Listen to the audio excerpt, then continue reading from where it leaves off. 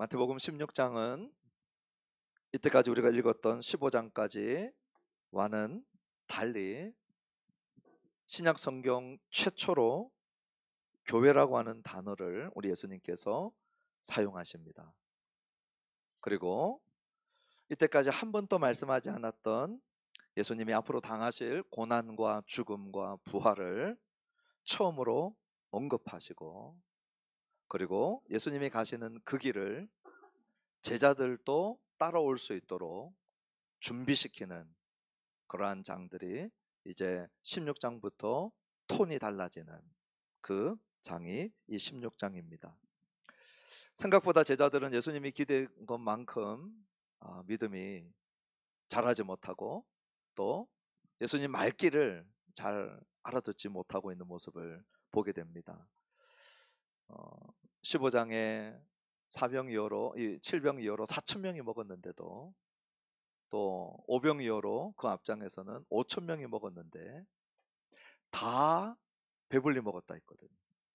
일부만 맛있게 먹은 게 아니고 모여있던 모든 사람들이 다 배불리 만족할 만큼 먹었는데 여전히 이 먹는 문제로부터 자유롭지 못한 모습, 그것이 단순히 먹는 문제로부터 자유롭지 못한 것으로 끝나지 않고 이것 때문에 예수님이 말씀하시는데 예수님의 말씀이 안 들리고 예수님이 말씀하시는 의도와 뜻을 못 알아듣는 그러한 문제를 지금 제자들이 오늘 본문에서 보여주고 있습니다. 오늘 시간 우리 예배하기 위해서 모였지만 먹고 사는 문제, 이것은 우리 공부하고 있는 학생들에게도, 또 우리 현재 가장이 되어서 가정을 이끌어가고 또 직장에서 자기 일들을 하고 있는 분들도, 또 노후의 문제를 염려하면서 살아가시는 분들도, 이 세대가 지나간다고 해서, 나이를 먹었다고 해서 이 생존과 관련된 먹고 사는 문제와 관련된 것이 줄어들거나 가벼워지지 않더라는 거죠. 이것이 오늘 우리 안에 뿌리 깊은 문제로 와 있고, 이 문제가 오늘 우리 주님이 뭐라고 말씀하시는지도 들리지 않게 하고, 또 들었다고 해도 무슨 말씀을 하시는지 깨닫지 못하게 되는 그 모습이 오늘 본문에 나타나고 있는 제자들의 모습입니다. 주님이 그 제자들을 보시고 하고 싶은 말씀이 있으신 거거든요.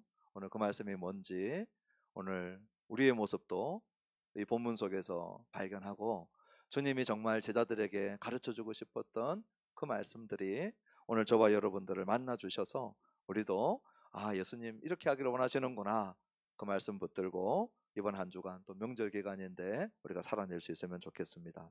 오늘 1절부터 12절까지의 본문은 두 군데로 나누어지는데, 첫 번째는 1절부터 4절까지 이 바리새인들과 사두개인들이 하늘에서부터 표적 주세요 이렇게 우리 예수님에게 요구하는 장면입니다. 우리 1절 한번 읽어보십시다.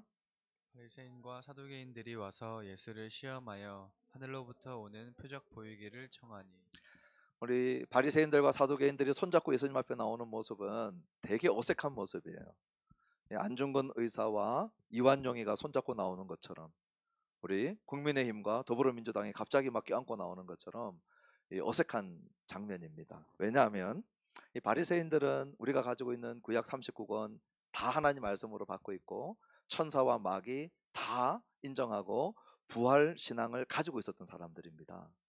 그런데 사두개인들은요, 우리 다윗의 시대의 사독 제사장의 후예들이라고 자칭했는데, 처음에는 이 사독계율로 잘 내려오다가 우리 예수님이 지금 활동하고 계시는 이때에는 사독의 후예인지 족보도 몰라요. 그냥 돈 주고 사기도 하고 로마 권력에 빌붙어서 로마가 승인을 해야 이 제사장이 되던 시절이었기 때문에 사실은 되게 불순한 집단입니다. 이들은 모세 오경밖에 믿지 않았고, 그리고 마귀 천사 안 믿어요. 부활 이런 거 안 믿었습니다. 그런데 이들의 직업이 뭐냐? 예루살렘 성전의 제사장들이었어요. 우리가 복음서에서 만나는, 또 사도행전 신약 성경에서 만나는 예루살렘 성전의 제사장들은 전부 다 사두개인들이라고 생각을 하시면 됩니다. 그러니까 종교 권력을 가지고 오는, 성전에 가져오는 그 예물들을 가지고 경제 권력을 가지고 있고 로마와 함께 빌붙어 있었기 때문에 정치 권력까지 다 가지고 있었던 사람들은 이 사두개인들이에요. 이 바리새인들 볼 때는 되게 타락하고, 지금으로 치면 이 보수 신앙을 떠난 이 자유주의화된 신앙을 갖고 있는 거죠. 부활도 안 믿어, 또 말씀도 다 안 믿어, 마귀 천사 안 믿어. 그런데 제사장들인 거예요. 그러니 이 둘이 손잡고 나오는 게 거의 일어나지 않는데, 언제 힘을 딱 합쳤느냐? 예수님 공격할 때는 둘이 마음을 딱 합치는 거예요. 목적지가 예수님을 대적하는 거, 예수님을 시험하는 거, 예수님에게 무엇인가 꼬투리를 잡아내려고 할 때는 딱 마음이 합쳐진 거예요. 그래서 오늘 보면 1절에 이 어색한 두 만남, 바리새인들과 사두개인들이 예수님께 온 이유는 예수님을 시험하려고 왔다는 거예요. 예수님을 시험하기 위해서 마음을 합쳤는데, 사실 우리도 가끔 가다가 하늘로부터 오는 표적 보기를 원할 때 있지 않습니까? 신앙생활 하다가 참 너무 답답하고, 주님, 내가 지금 결정하는 이 결정이 진짜 주님 기뻐하시는 결정인지 좀 사인을 주세요, 표적을 보여주세요, 이런 마음 다 있거든요. 저도 있고. 이것 자체를 우리 주님이 지금 야단치는 게 아닙니다. 정말 하나님을 신뢰하고 하나님을 더 잘 따라가기 위해서 내가 주님을 신뢰하는 과정 가운데 우리가 이런 것들을 요청할 때가 있는데, 지금 바리새인들과 사두개인들은 그런 진심 어린 요청이 아니죠. 의도 자체가 시험하려고 하는 거예요. 또 하나, 이들은 하늘로부터 오는 표적을 요청하고 있습니다. 혹시 구약 성경 읽으면서 하늘과 관련된 표적이 기억나는 것이 있습니까? 모세 시대에 하늘로부터 하나님이 만나를 내려주셨어요. 여호수아 시대에는 태양이 하늘에 멈춘 적도 있어요, 이 전쟁하는 동안. 엘리야 시대에는요, 갈멜산에 하늘로부터 불이 떨어져서 그 거짓 선지자들을 잘못을 드러냈던 적이 있어요. 그러니 지금 여기 바리새인들과 사두개인들이 하늘로부터 오는 표적 구하는 것들을 내막을 들여다보면 힘의 논리, 군사적인 힘, 그리고 경제 논리, 이런 것들이 표적으로 하늘에서 오는 표적 한번 해보세요, 이 얘기를 하고 있는 것이죠. 우리 예수님은 지금까지 마태복음 4장에서 공생애를 시작하시면서 계속해서 표적을 보여주셨어요. 예수님이 가르치고 복음 전가하시면서 병자들 고치실 때 이거 하나님 아니면 할 수 없는 표적들을 치유 가운데 보여주셨고, 귀신을 쫓아낼 때에도 하나님의 권능으로 귀신을 쫓아내고 있었고, 바로 앞에 5병이요 7병이요 5,000명 4,000명 먹이는 것도, 이것은 하나님의 창조와 하나님의 공급 능력 아니면 할 수 없는 것들을 보여주셨거든요. 그런데도 또 표적 보여달라고 하는 거죠.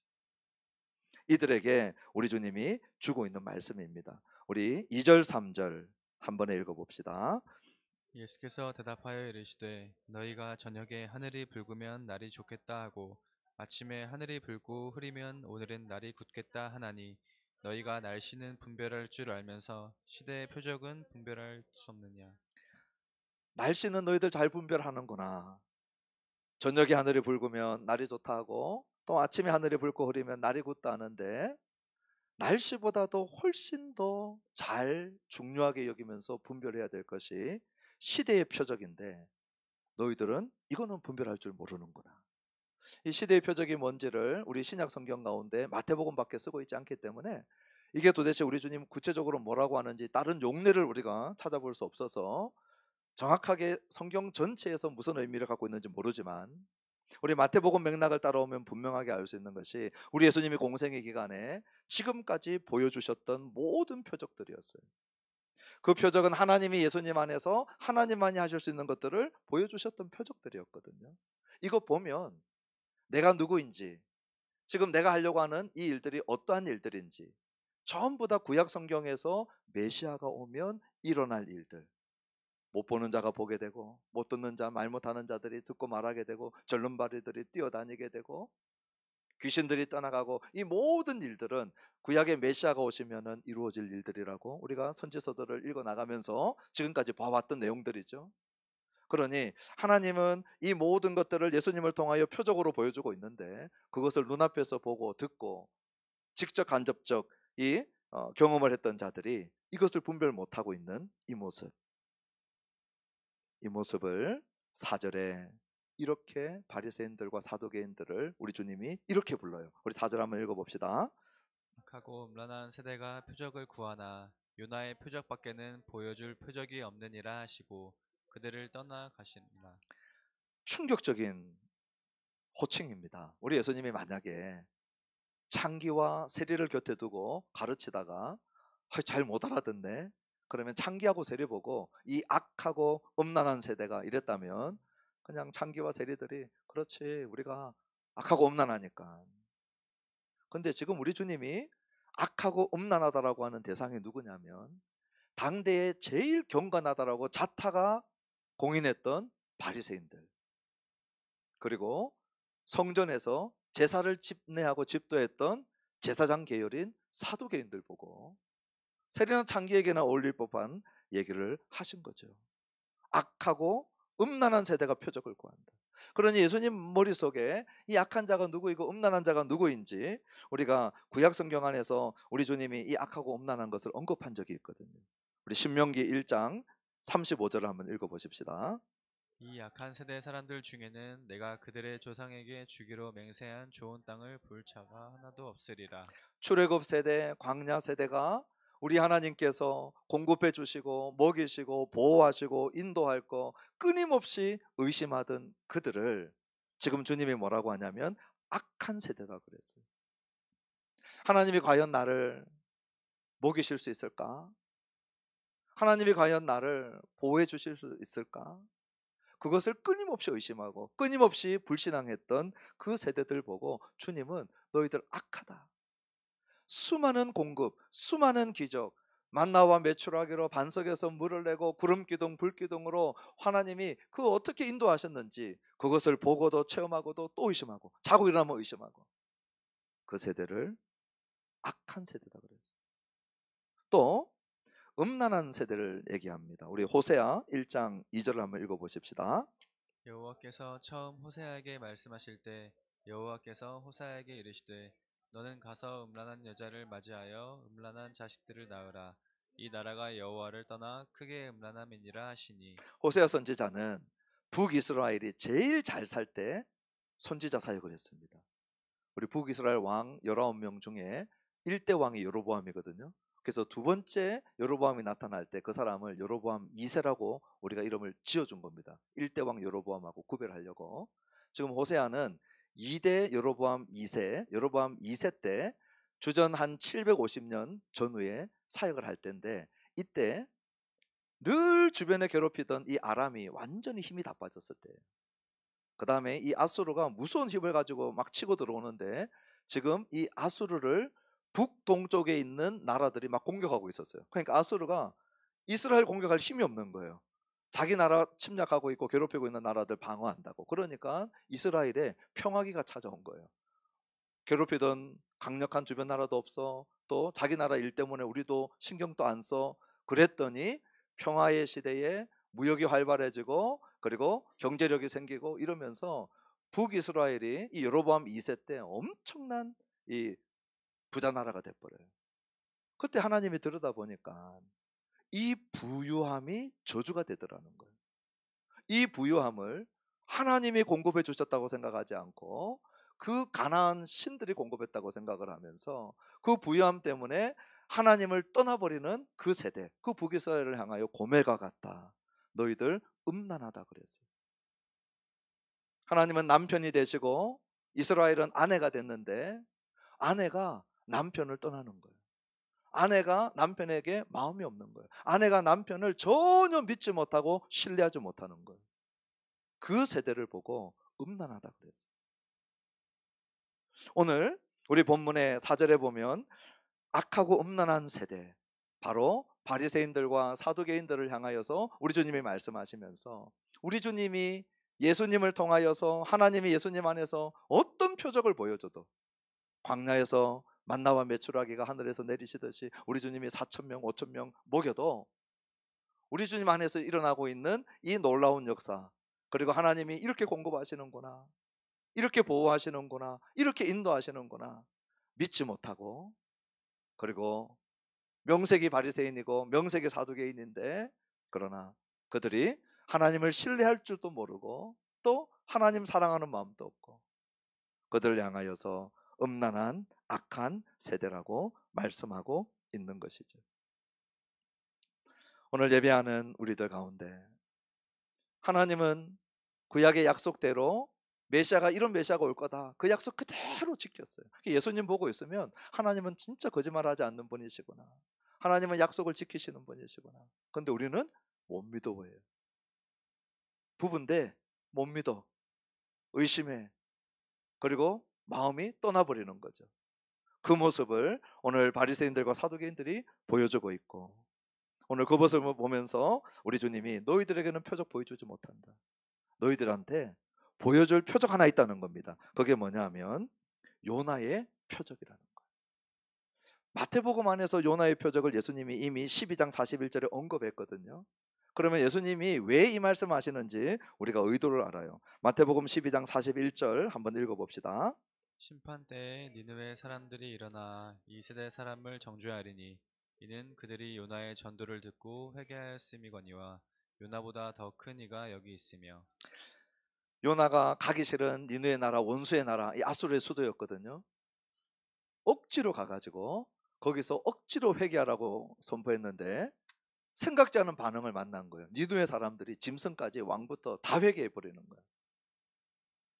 그 회개한 모습을 보고는 회개하지 않는 사람들, 이 세대 사람들, 유대인들, 종교 지도자들, 그들을 향하여 정죄할 사람이 있는데, 그때 회개했던 니느웨 사람들이 마지막 날에 회개하지 않는 유대인들을 향하여서 정죄할 것이다 말씀하는 것이죠. 저들은 요나의 전도를 듣고 회개했는데 요나보다 더 큰 이 우리 예수님이 오셔서 요나보다 더 큰 이적과 표적을 보여주고 가르쳤는데도 꿈쩍도 하지 않는 그들을 보고 너희들 회개하지 않았기 때문에 니느웨 사람들이 정죄할 거다. 오늘 이 말씀을 오늘 우리가 읽었던 이 본문 4절에도 또 요나의 표적 얘기하는 것은, 너희들은 힘의 논리를 쫓아서 하늘의 표적 구하고 정치적이고 군사적이고 경제적인 거 늘 우리의 관심이죠. 늘 우리의 관심이에요. 이 강함의 논리 속에 붙잡혀서 살아가는 우리들, 그래야 이기는 줄 알고. 그런데 주님은 약함의 논리를 얘기하시는 거죠. 요나의 표적은 3일 밤낮 요나가 그 큰 물고기 뱃속에 있다가 나온 것을 예수님이 죽으시고 3일 만에 부활하시는 그 표적을 얘기하시는 거예요.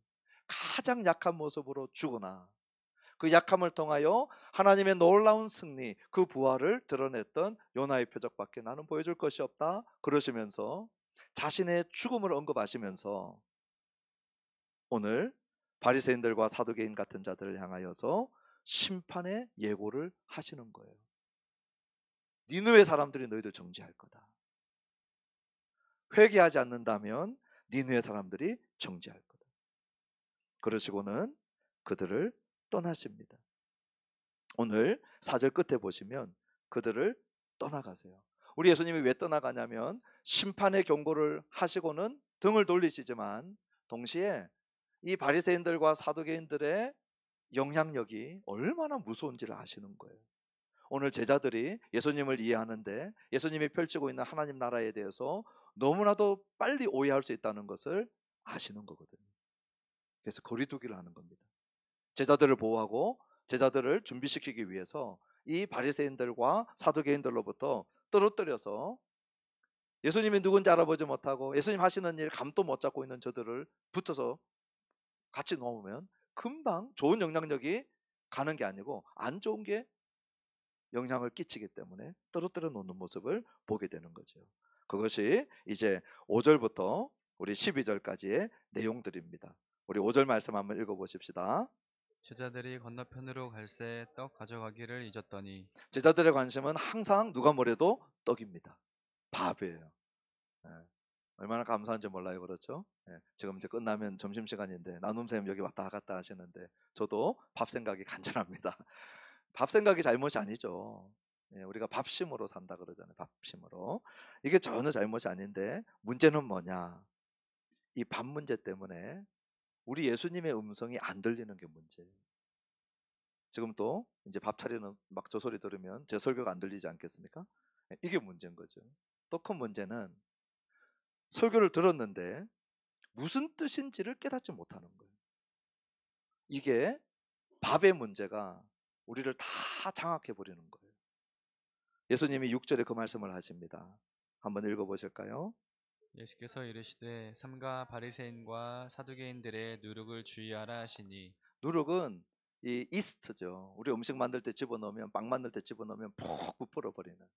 그게 무서운 건 눈에 잘 안 보이고 조금만 넣어서 처음에는 뭐 아무 문제 없네 이 생각을 하는 거죠. 근데 놔둬놓고 있으면 점점 부풀어 올라서 전체에게 영향을 끼쳐버리는 게 이 누룩의 특징 아니겠어요? 그러니까 우리 주님이 제자들 보고 바리새인과 사두개인들 누룩을 조심해야 된다. 저들이 가르치고 저들이 보여주고 있는 모든 이 가르침들은 말하고 보고 행동하는 것들 너희들 조심해야 된다 이 말씀을 한 거죠. 제자들이 여기에 대해서 7절에 이런 반응을 합니다. 읽어봅시다. 제자들이 서로 논의하여 이르되 우리가 떡을 가져오지 아니하였도다 하거늘 뭐라고 얘기해도 떡으로 귀결돼요. 떡. 예.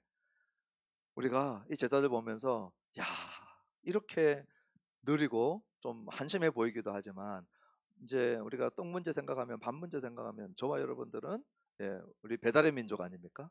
예. 언제 전화해도 배달되고요.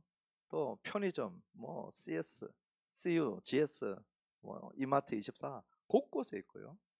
또 햇반 있죠, 햇반. 전자레인지 들어갔다 나오면 1분 만에 따끈따끈한 햇반. 지금 2000년 전에 우리 예수님이 제자들하고 같이 다니는 여기는 냉장고도 없고 편의점도 없고 준비해서 갖고 가지 않으면 다 굶어야 되는 거예요. 그러니 제자들은 이 떡의 문제가 심각한 문제인 거예요. 우리 예수님이 그 모습이 측은하게 보이기도 하지만 그러나 우리 예수님이 내가 참을 수 없는 지점이 있다는 거죠. 최소한 지금 16장이 15장, 14장하고 좀 멀리 떨어져 있었으면 예수님 참아 줄만 하실만 했는데 바로 앞장에 15장에서 4,000명 먹였거든요. 그 바로 앞장에서 5,000명 먹였거든요. 그래서 예수님 그 얘기를 하시는 거예요. 우리 8절 한번 읽어보실까요? 예수께서 아시고 이르시되 믿음이 작은 자들아 어찌 떡이 없으므로 서로 논의하느냐 마태복음에서 믿음이 작다라고 반복해서 예수님 얘기하실 때 너희는 먼저 그의 나라와 그의 의를 구하라. 이 모든 것 내가 더하여 주리라. 이거 믿지 못하는 자들 예수님이 믿음 작다 그랬어요. 또 풍랑이 막 있는데 우리 예수님께서 그 풍랑을 잠잠케 하실 수 있는 분인 것을 믿지 못할 때 우리 예수님이 너희들 믿음 작다 그랬어요. 예수님 보고 바다 위를 먹구름 걸어오던 베드로가 풍랑 보고 빠져들어갈 때 베드로 보고 예수님 믿음 작다 그랬어요. 그리고 오늘 떡이 없음으로 염려하고 있는 이들 보고 믿음 작다인 거예요. 그러므로 마태복음에서 믿음 작은 자들은 믿음 없는 자가 아닙니다. 믿음이 있어요. 그래서 예수님 따라 나선 거예요. 집에서 막 반대하고 우리 집에 그물도 많고 배도 많고 근데 너 왜 예수님 따라가냐? 그물을 버리고 배를 버리고 그래도 예수님 따라가겠다고 믿음이 없는 자가 아니라 믿음이 있는 자인데 문제는 예수님이 자기를 믿고 따라간 자를 붙들고 보호하시고 공급하시고 신실하신 분이라고 하는 것은 현실에서 못 믿는 거예요. 떡이 없으면 안정감을 잃어버리는 거예요. 예수님이 옆에 계셔도 오늘 나의 생계, 오늘 나의 생존의 문제, 오늘 이 문제가 작은 문제가 아니거든. 우리가 날마다 만나는 문제예요. 평신도도 만나고 초신자도 만나고 선교사도 만나고 목사도 만나고 주님이 옆에 계셔도 주님을 믿긴 믿는데 그 주님이 나를 책임져 주실 수 있는 분이라고 믿지 못하는 자들을 보시고 우리 주님은 믿음이 작은 자들아 어찌 떡이 없으므로 서로 논의하느냐. 최소한 이 16장 시작할 때만큼이라도 떡 문제로부터는 그래도 좀 믿음이 생겨가지고 5,000명 4,000명 먹인 거 보면서 떡 문제로부터는 조금 자유할 만한데 아직도 여기에 묶여 있더라는 거죠. 그래서 9절에 주님이 이렇게 말씀하십니다. 읽어봅시다. 너희가 아직도 깨닫지 못하느냐 떡 5개로 5,000명을 먹이고 주운 것이 몇 바구니며 10절입니다. 떡 7개로 4,000명을 먹이고 주운 것이 몇 광주리였는지를 기억하지 못하느냐 11절. 어찌 내 말한 것이 떡에 관함이 아닌 줄을 깨닫지 못하느냐 오직 바리새인과 사두개인들의 누룩을 주의하라 하시니 우리 주님은 떡 없어서 누룩 얘기한 것이 아니고, 바리새인들하고 사두개인들하고 붙어 있으면 멀쩡하게 주님 따라다닌다고 믿음으로 선택하고 따라 나왔다가도 그 말 듣고 전염돼 버리는 그런 제자들을 지키고 보호하시려고 너희들 조심해야 된다 말씀하신 거예요. 그 누룩이 뭔지를 우리 마지막 12절 읽어보실까요? 그제서야 제자들이 떡이 누룩이 아니요 바리새인과 사두개인들의 교훈을 삼가라고 말씀하신 줄을 깨달으니라. 누룩이 얼마나 전염력이 강한지 사도 바울도 고린도전서 5장 5절 6절에서 누룩 조심하라 그랬어요. 우리 한번 고린도전서 5장 5절 6절 읽어봅시다. 이런 자를 사탄에게 내주었으니 이는 육신은 멸하고 영은 주 예수의 날에 구원을 받게 하려 함이라. 너희가 자랑하는 것이 옳지 아니하도다. 적은 누룩이 온 덩어리에 퍼지는 것을 알지 못하느냐. 적은 누룩이 온 덩어리에 순식간에 퍼져버려요.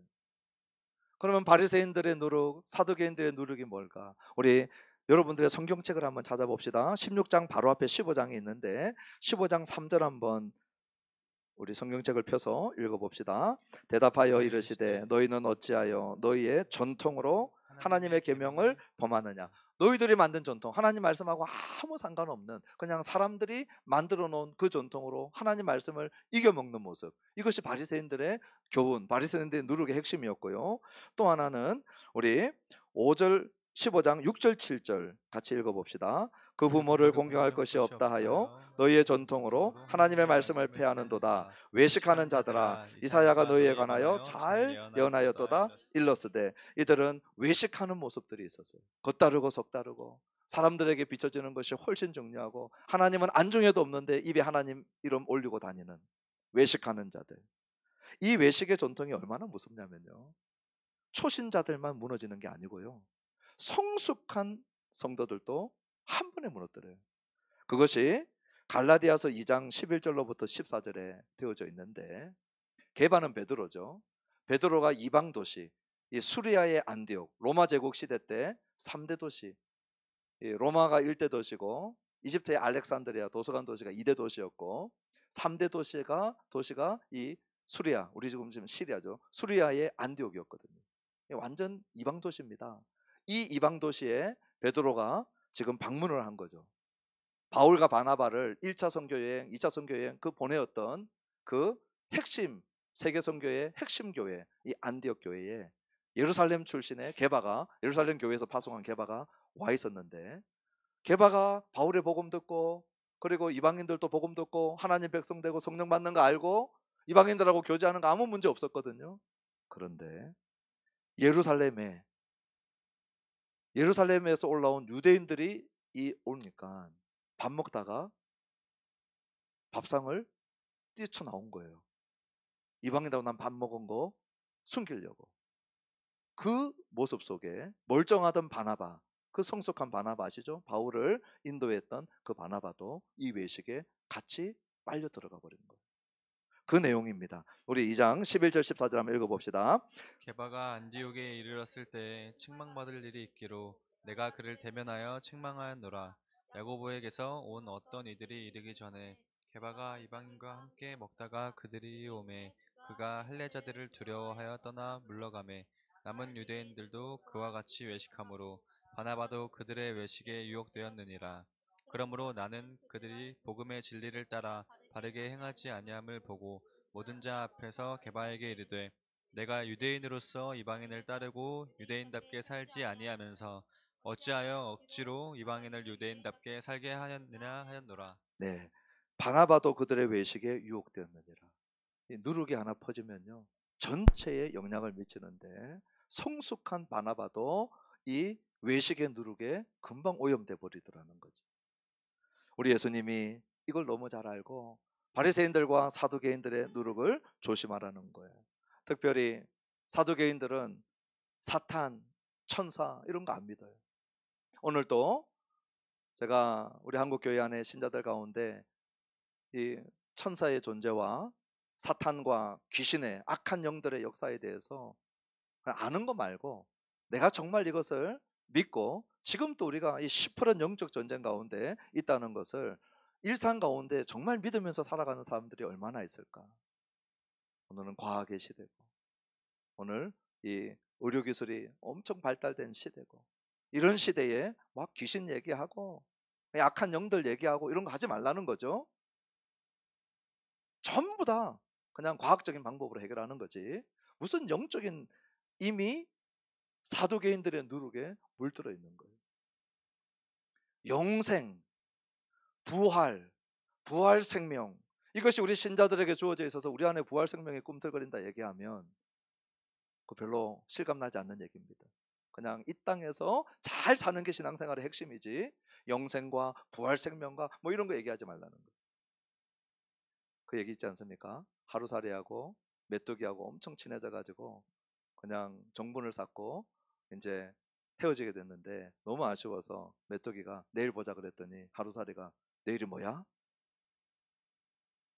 그래서 하루살이를 잃은 메뚜기가 그 빈 공간을 막 괴로워하다가 개구리를 만나가지고 개구리가 그 하루살이의 빈 공간을 잘 채워줬대잖아요. 그래서 둘이 너무 잘 지내는데 이제 한철에 가고 개구리가 내년에 보자 그러니 메뚜기가 내년이 뭐야? 80년, 90년, 100년 사는 인생밖에 모르는 우리에게 영생, 부활 얘기하니 그게 뭐야? 우리에게는 이런 이 누룩이 생각지도 못하는데 파고 들어오는 거죠. 지금 이 시대에 우리는 이 포스트 모던 사상으로부터 자유론자들이 아무도 없어요. 상대주의, 다원주의. 그 핵심은 뭐냐 하면 절대라고 하는 얘기를 하지 말라는 거예요. 절대 진리. 성경만이 절대 진리입니다.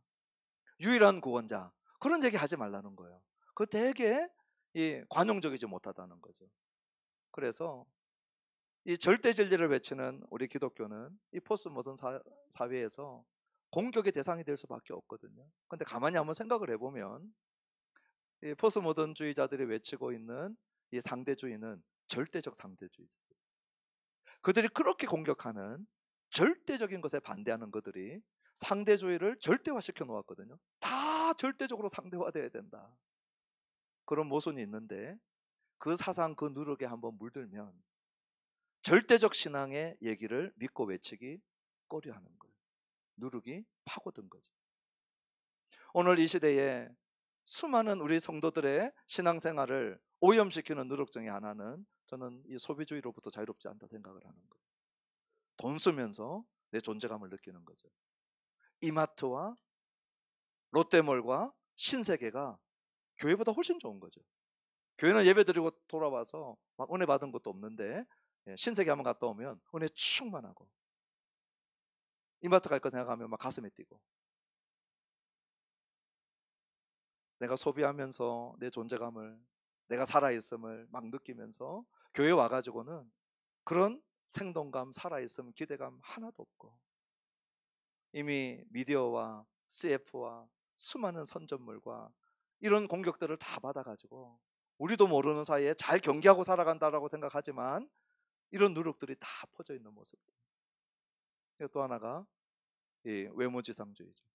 그 사람의 성품, 그 사람의 인격, 그 사람의 신앙, 이런 것들을 가지고 가치를 보지 못하죠. 그냥 다 눈에 드러나는 거, 바깥에서 보이는 거. 특히 우리 한국은 여기로부터 정말 자유롭지 못한 문화 속에 살고 있어요.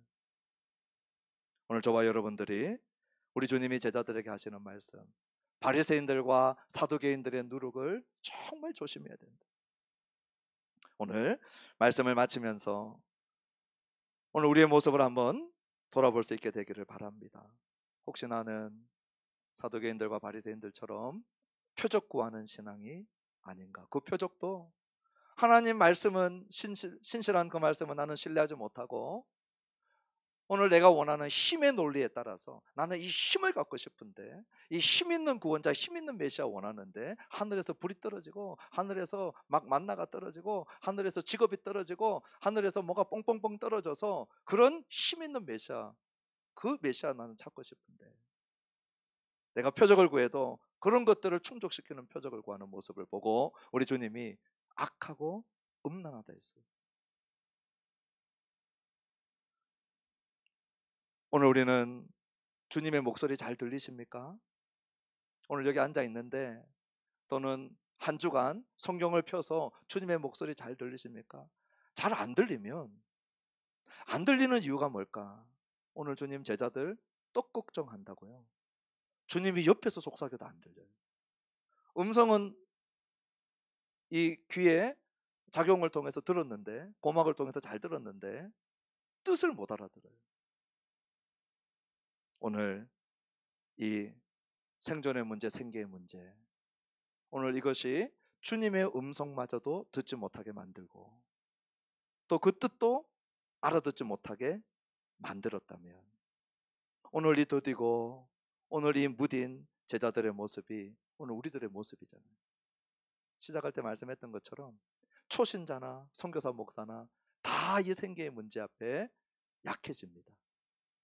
그런데 주님이 얼마나 신실하신지를 주님이 계속 보여주셨고 지금까지 보여주셨고, 그렇게 우리 주님이 인도하시고 보호하시고 공급하실 능력이 있다는 것을 우리가 두려움 속에, 힘듦 속에, 고민 속에 그것을 붙잡고 주님을 신뢰함으로 나아갈 때, 그때 우리의 안정감을 예수님 안에서 찾고 그분으로 말미암아 우리가 비로소 안심하고, 그리고 그분의 음성이 들려지고 나에게 깨달음이 와야 되는데, 오늘 다 못 듣고 다 놓치고 있다면 오늘 주님 우리를 부르시는 거예요. 그리고 회개하지 않을 때 니느웨 백성들이 일어나서 유대인들을 정죄하듯이 오늘 제자들에게 우리 주님이 원하시는 것은 내가 만약 이런 자리에 있다면 회개하는 거죠. 영적으로 음란하고 영적으로 악한 하나님의 약속, 하나님의 신실함 나는 절대 못 믿어요.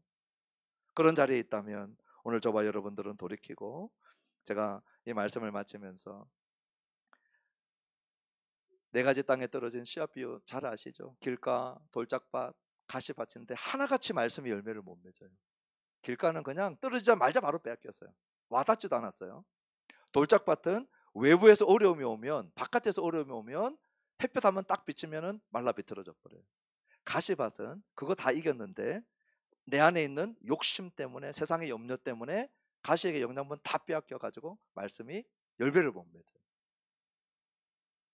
오늘 제자들 모습이죠. 근데 마지막에 좋은 땅은요, 이 말씀을 들을 뿐만 아니라 이 말씀을 붙잡고 놓지 않는 거예요. 오늘 저와 여러분들이 하나님의 말씀을 들을 때 생명줄처럼 생각하고, 내가 낭떠러지에 떨어지다가 생명줄을 딱 잡았다, 이거 놓으면 죽는다, 그 마음으로 말씀을 붙잡으라는 거예요. 그럴 때 그 말씀이 우리 안에서 30배, 60배, 100배의 열매를 맺는데, 오늘 마치면서 하고 싶은 말씀은, 이 말씀을 우리가 읽을 때 우리도 모르는 교만이 이 말씀을 막을 때가 있어요. 그게 뭐냐? 말씀은 원저자가 제일 잘 압니다. 원저자가 성령님이시거든요. 그러면 이 뜻을 제일 잘 깨닫고 싶다면 원저자의 도움을 구하는 것이 합당합니다. 그래서 원저자 되시는 성령님이 해석자이시니, 제일 좋은 해석자이시니, 제가 말씀을 듣고 설교를 듣고 할 때 해석자 되시는 성령님 원저자시니까 도와주세요라고 하는 이 의지하는 마음으로 읽어야 되는데, 우리는 원저자도 무시, 해석자도 무시, 내가 IQ가 세 자리라고 그대로 본문 속으로 뛰어들어서 말은 교만하다고 하지 않지만 우리 성령 하나님이 보실 때 진짜 교만한 자세로 말씀을 대하고 있는 그런 모습이 오늘 주님이 뭐라고 말씀하시는지, 뭘 의도하시는지 알아듣지 못하는 그런 이유가 된다는 것입니다. 오늘 이 시간 저와 여러분들이 겸손하게 성령을 의지해서 주의 말씀 앞에 도움을 구할 수 있는 저와 여러분 되어지기를 주님의 이름으로 축원합니다. 우리 찬양하십시다.